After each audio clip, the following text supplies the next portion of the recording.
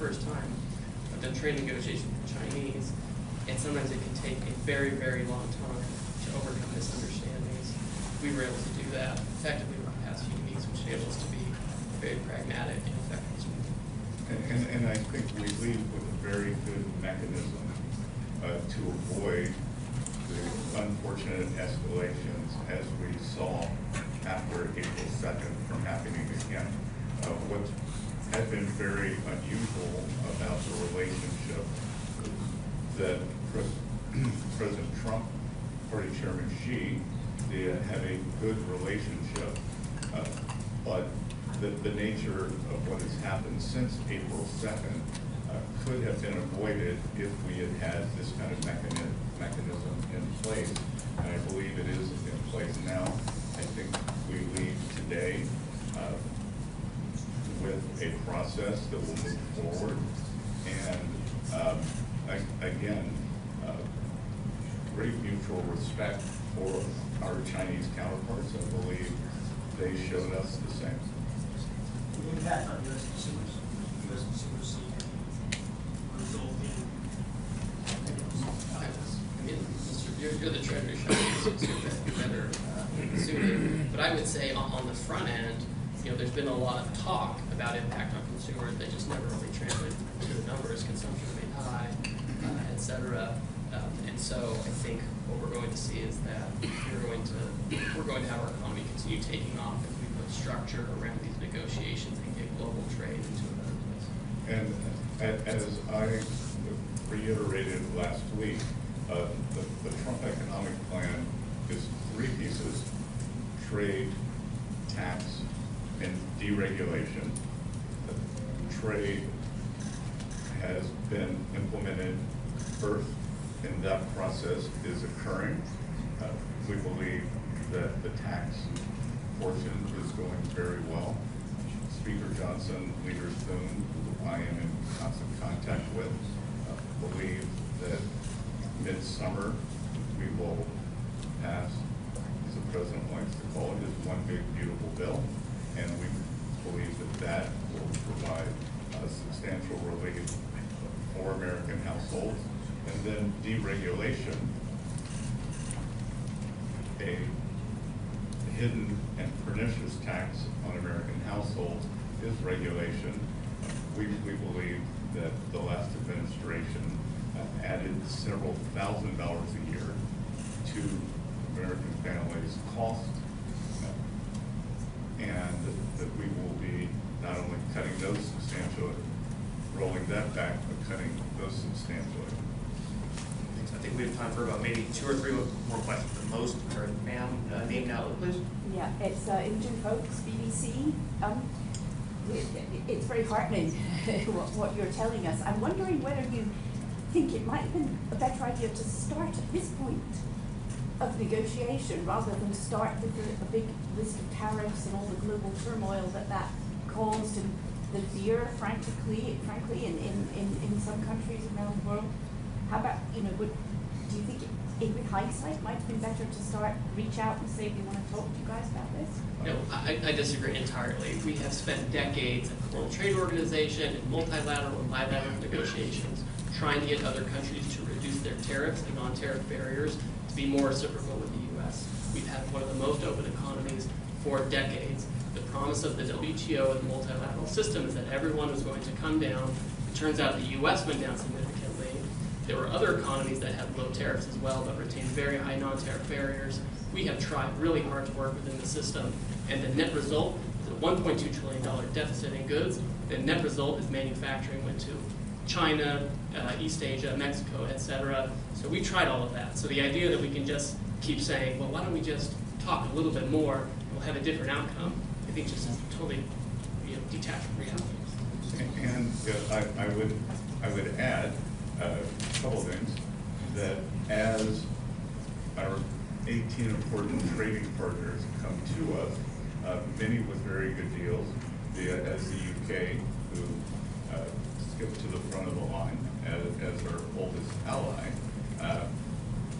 as Ambassador Greer and I look at their proposals, again, to lower tariffs, to lower the non-tariff trade barriers. Obviously, UK does not have a currency speculation problem. And the subsidies for labor and industry, we look at these, and I think, how did we get here? How did we get here?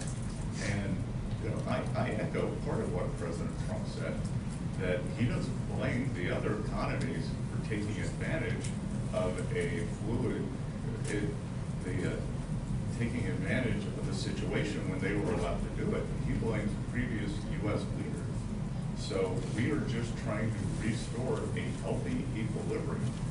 That the U.S. economy has become very unbalanced. On one side, we have a forward-leaning, the deepest and widest financial markets in the world. We have financial innovation. We have the tech sector that's in the world. On the other side, we are a natural resources economy led by energy.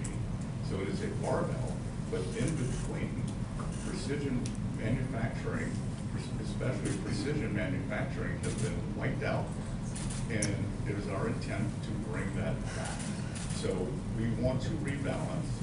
And I think that there is a big opportunity.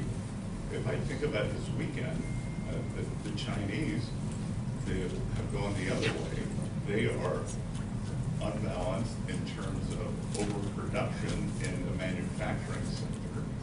They have stated, but have not yet rebalanced toward a more consumption-oriented economy. And there is a chance, if we can open up trade to China, have more fair trade toward the U.S., that we could rebalance together. So I reject the notion that business as usual would have worked. Great, and I think this will be our last question. We're just about out of time. Swiss outlet. Ferris Gerringer with Washington. Yes, I have a question with regard of the setting of these very successful talks that you give. Switzerland has been in the center for international conferences for many decades. In recent times, we've been under tremendous pressure. The ambassador of Joe Biden to Switzerland calls Switzerland a hole in a donut. My question is, how high does your administration value reliable Swiss neutrality for conferences, meetings, as it just witnessed? Well, I won't speak for the previous ambassador. My neighbor in Charleston, South Carolina, is the ambassador under President Trump, Ambassador Ed McMullen, who is highly respected here. He continues to engage with the Swiss American Foundation, and he has led this administration's effort to re-engage with Switzerland after the past 4 years. So we value the relationship. I believe Switzerland is one of the sixth largest investor in the U.S., which is incredible for an economy with 9 million people. We hope that Switzerland will bring some of its very robust trade training programs to the U.S. as we re-engage the manufacturing sector, because I believe the U.S. has a lot to learn from Switzerland. And again, the UK and Switzerland have moved to the front of the queue for the trade deals, whereas the EU has been much slower. So we value that also.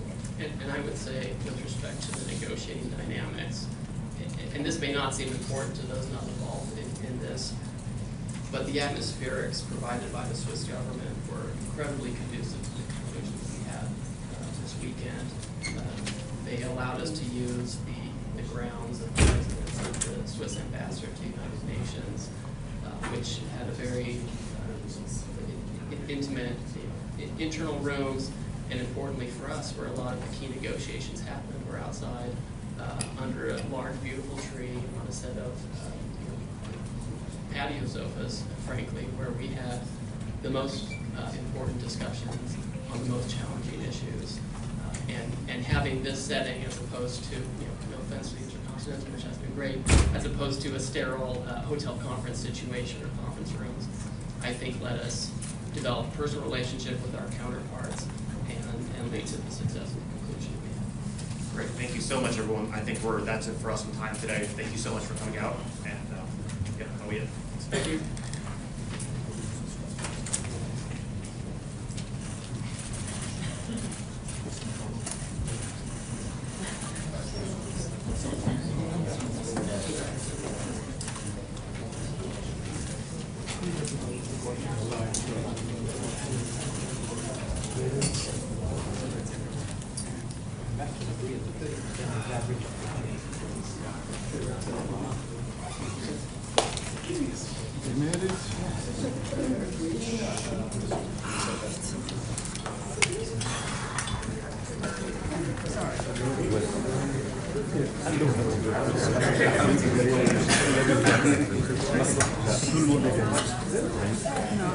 amazing.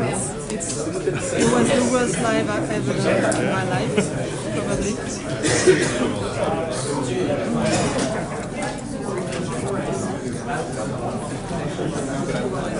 probably.